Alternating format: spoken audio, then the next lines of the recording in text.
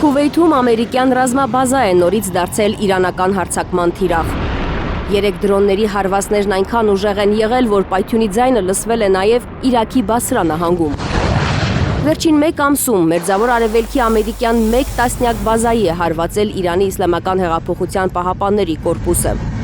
Թեհրանը վստահեցնում է, որ ամերիկացիներին ստիպել է Քուվեյթից, Քաթարից, Հորդանանից ու Իրաքյան Քրդստանից հանել իր ուժերի մեծ մասը։ Այնքան հրթիռներ եւ անօդաչու թռչող սարքեր արձակվեցին ամերիկյան բազայի վրա, որ Քուվեյթը վերածվեց ավերակների։ Ամերիկյան ուժերի մեծ մասը հեռացվել է այնտեղից։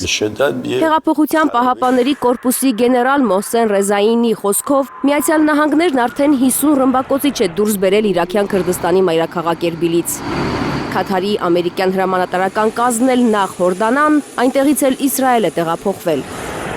Ռեզային ակնարկում է, որ զորքերի վերադասավորումներով Վաշինգտոնը հող է նախապատրաստում ցամաքային կամ ծովային հարձակման համար։ Զգուշացնում է, Թեհրանը թույլ չի տա Հորմուզի նեղուցում երկրորդ ծովային միջանցքի բացումը։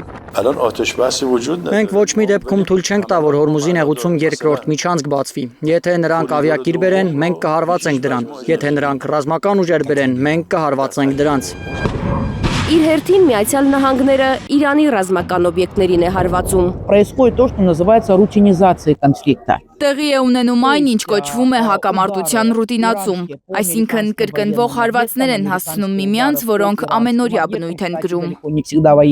Արևելագետ Մարիա Կիչան համոզված է, որ պատերազմի երրորդ ալիքը անխուսափելի է։ Իրանի վրա հարձակումը սարերի հետևում չէ։ Հարցն այն է, կլինի իսրայելա-ամերիկյան համատեղ գործողություն, թե Իսրայելը միայնակ կպատերազմի Իրանի դեմ։ Иран, конечно, очень хочет остаться с Израилем 1 на 1. Իրանը շատ է ուզում Իսրայելի հետ մնալ դեմ առ դեմ, իսկ Իսրայելի համար դա կլինի ճակատագրական։ Իրոք, կարծում եմ, որ այո, Իրանի վրա կհարձակվեն ու միանգամայն հավանական է, որ հարձակվեն շատ շուտով։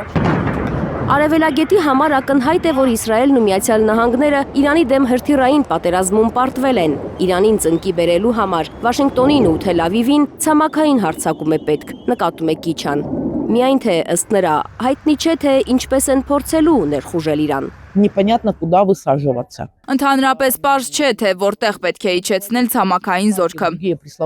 Եթե խոսում ենք Խարկ կղզու եւ Հորմուզի նեղուցում գտնվող մյուս կղզիների մասին, ապա նախ այդ կղզիներ դեռ պետք է հասնել։ Բնականաբար իրանցիները պարզապես չեն նստելու ու սպասեն, մինչև թանկագին հյուրերը ժամանեն։ Նրանք կխոցեն մոտեցող զորքը դեռ տեղ չհասած։ Փորձագետներն ասում են, որ ամերիկացիներին անհրաժեշտ է մոտ 1 միլիոն զինվոր ցամաքով Իրան ներխուժելու եւ այդ երկիրը գրավելու համար։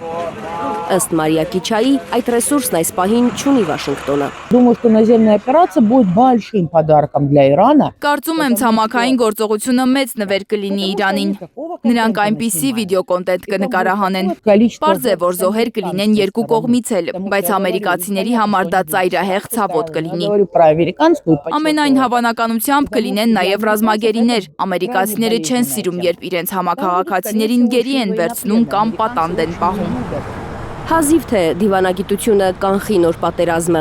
Ըստ Կիչայի, հակամարտությունը դադարեցնելու իրատեսական սցենարով Միացյալ Նահանգները պետք է զորքն ամբողջությամբ դուրս բերի Մերձավոր Արևելքից։